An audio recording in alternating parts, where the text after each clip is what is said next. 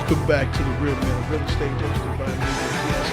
I'm your host, Thomas F. Chappell Jr., with my special guest, Christina Suter. You're not the guest, Thomas. I'm the guest. Christina Suter is the one over here who's got you so flustered that you think you're on my show. Oh my God. Okay. Christina, take you to go for. Talk about your consulting. I can talk about my consulting practice. We were on the why, and during the break, I realized that I talked about my why, and I talked about the vision in your head, which is really important for people to understand. And you talked about how that guides my club, but it also guides my consulting work. Right? I'm a real estate investment advisor, and I'm looking to become a registered investment advisor, which is an even deeper commitment. But what guides my work with my clients is, what's your why? People ask me all the time, why should I invest in real estate? You've been investing for 35 years, Christina. You must be really knowledgeable about real estate. What's the best thing to invest in real estate? I'm like, let's back up a minute, okay? Let's talk about why you want to invest in real estate. Let's talk about what it means to you. What do you want to get out of it? Because the best deal for you is based on who you are and where you're going. You can invest. Years ago, when I was dancing, this guy would pick me up. He owned 3 apartment buildings in LA. Between the time he picked me up to the time we hit the dance club, this was partnered. It was a West Coast swing, so just wasn't always dancing on the tables. I'm just saying. I left that behind at 25. But just saying. So, and I don't mean I was paid for dancing on tables either. Oh my gosh, that came out so bad. That came out so bad. Another can of worms. No, Come on. Another can of worms. I'm just saying. No, I'm just saying. I partied when I was in my 20s. Okay, we all partied in our 20s, didn't we? Okay, so just saying. I know I wasn't always this, sainted soul I am now. But the point is, he would pick me up and we would go to West Coast swing dancing, and he would complain the entire time driving about his tennis, tantrums, and toilets that he had in his 3 apartment buildings. And I'm like, you own 3 apartment buildings? Dude, how could you possibly be complaining? Mm-hmm. How could you possibly be complaining? So, because he owned the wrong assets for the life he wanted to live. It was just that simple. Exactly. So, inside of my consulting practice, I also focus on what's your why? How is this going to serve your purpose in your life? How do you keep fulfilling your purpose? And what's the why that's going to have you choose to do this, right? Is it your children? Is it your wife? Is it your legacy, right? Now, I don't always use those words because not everybody's as quirky as I am about being so passionate about their why and their purpose in life. I'm pretty passionate about it, but I use a version of that. I walk them through the vision in their head. What does it mean? What are we growing? And then I make it very grounded so they can actually implement the plan that we come up with. So let me ask you this. What happens if a person comes and you say, you know what, I want to make as much money as I can? Bullpucky. Okay. It doesn't exist. I have had this conversation with hundreds of people. It doesn't exist. There's a reason why they want to make as much money as they can. Okay, so let me ask you. Now, I'm sitting on my couch and I'm watching the HGTV programs, and they saying, oh, I just made $300,000. I want to be that person. Help me get there. I don't teach flipping. Let's be clear. I help when you come to me and you say, I just got $300,000 from flipping. Help me with my $300,000. Then I can help you. Or help me, I've got $10,000 now. I want to know how I can grow it to be more. And I go, great, let's define what job you want to have in real estate. Let's get you the mentors you need. Now you go over there and you do that, because I don't teach that. I'm sorry, I don't teach that.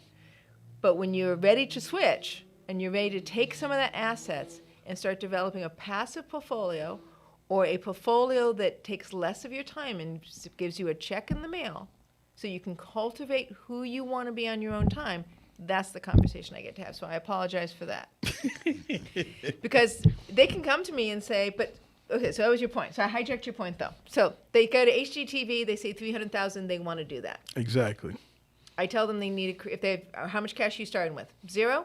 Great, you need to get a job in real estate. Let's introduce you to some people. Let's get you some mentors. That's what you did. That's what Thomas did. That's what you did. But most people don't want to work. They want to quit their job and just come into real estate because they saying these guys are making all this money. So I don't want to work anymore. How can I get to that? They don't want to work in a job. Right. That doesn't mean they don't want to work. But you know the people that we come across. I know, and here's the truth of it. I'm going to say this, and I'm probably going to get in trouble for it. The truth is, it will sort itself. If you don't work and you don't commit yourself, you're not going to move. You're going to keep your job. But if you do work and you commit yourself, then you're going to find the mentors that help you move forward. I don't have to sort that for you. Life sorts that for you. Exactly. Right? That's what you were saying before, right? People were saying, there's Thomas. What do we know about Thomas? Thomas shows up. We give Thomas something to do. Thomas gets it done. He comes back and asks for more. Oh, okay, Thomas, let's give you more. Right? So it really sorts itself. It really does. But changing the mindset that people have, and I hate using the word mindset, because Okay, I tell people that there's no such thing as a mindset. It's either how can I see myself doing this? Now you might use mindset. That might be a word you like using, but it's changing the way you speak, you walk, and you talk. You know, a lot of people, they do tend to say, well, I believe in Jesus Christ. Okay, if you believe in Jesus Christ, if he says write the vision and make it plain, then why not write the vision and make it plain? Why not do it? That's right. You see what I'm saying? He also talks about being a good steward. You know, and the whole point of it is having a support system. Now, how I was able to get to where I was, I had a good support system, not only in this industry, but in my home life.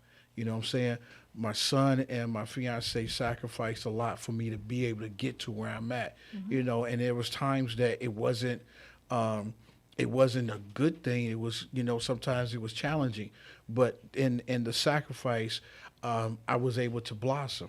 Yes. You know, in what I'm doing, and then I had to connect with all the right different people like yourself and things like that. So it's the way people want to change the narrative to become what they see in front of them, because you go to most real estate meetings, they focus on the money. They do. They focus on the money because that's what people can relate to easily. Exactly. It's a way of picking a common denominator. But I'm still going to stand by the fact that ultimately you can say what I want is to be a rich man or a rich woman, but ultimately the thing that you want to have, the thing that you want to move forward to, is that you want to be able to say, I got something done, I provided for my family, I wasn't scared anymore that I wasn't going to be able to feed myself, I kept a roof over my head. You did something that money gave you access to. Exactly. That's why the why behind the money. I mean, Jay Massey talks about this, and you've had him talk I was to just you. getting ready to say that. I was just Jay getting ready to Massey is really good at talking about this. He talks about, and in my personal growth work, is when you're good and tired of being good and tired is when you're going to actually get the work done. And Exactly. Jay talks about making an actual decision. You know you've made an actual decision because it changes who you are in getting something done. Jay's got a very, very compelling story. That's why Yeah. he's a repeat offender at my meeting.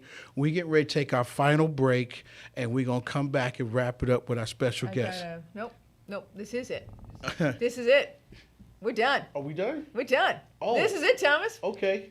I'm sorry. Well, thank you again for listening to The Real Men of Real Estate, hosted by myself. Check you guys out next month. Thank you for joining. Thank you, Thomas. Thank you.